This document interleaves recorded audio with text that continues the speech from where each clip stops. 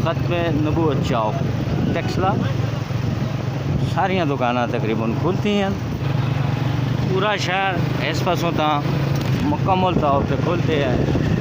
तुम नहीं आख सकते कि इतने हड़ताल है, इतने तो इंज पे लगना जो चांद रात है, चांद रात की सूरत हाल है। अच्छा इशार साहब की वजह जी मतलब हड़ताल कोई नहीं पी नजर आनी। मेरे ख्याल से असा शहरिया वा इन्होंने टैक्सा ने बारे कोई सही आगाही नहीं दी गई। मैं समझना कि ताजरा ने जोड़े नुमाइंदे बने ने उन्होंने पता ही है कि इसकी भरपूर तरीके कंपेन नहीं की गई, जिसकी वजह ला इलमी नहीं वजह सारे लोग खोल के बैठे ते इसका खमियाजा असा हर दुकानदार अलग अलग अपने वक्त से भुगतना पैसी।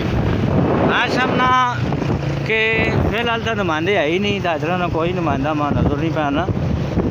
अगर नुमाइंदे होना तो उन्होंने को पहले रिपोर्ट पहुँचे है कि इस तरह टैक्स पे लगने नो और इन्होंने कोई सदबाब या इन्होंने कमी इससे कोई मीटिंग बुलाई वजे, ताजरा आगाह किया वजे, उन्हें मोबिलाइज किया वजे, उन्हें दसिया वजे कि ये तुसां ते बहुत एक मुसीबत किस्म नहीं आसी, बहुत बड़े टैक्सेस लग सन तो इस तो आगाह करना चाहिए। लेकिन लोगों पता ही नहीं ना जी कि असाने मामलात ना कोई दसने वाला है।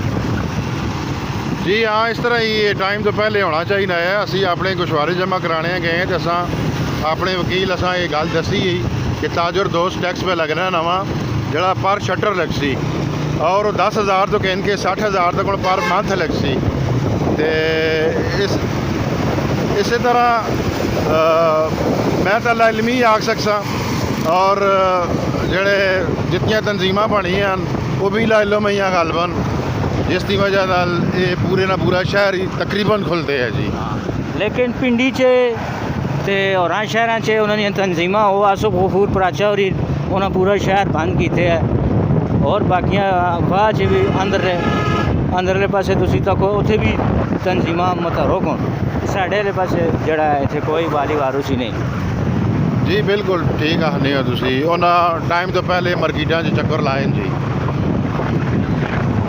जी हाँ, तो पिंडी च खास तौर पर उन्हें हर डोर टू डोर गए जी। सभी ताज़ा तरीन सूरत हाल तो पर दसने हैं ना जी जनाब अली कि रुआं दुआ में सारा कुछ हो लगा रहे, सारिया ही तकरीबन दुकाना खोलती हैं हर किस्म दियाँ।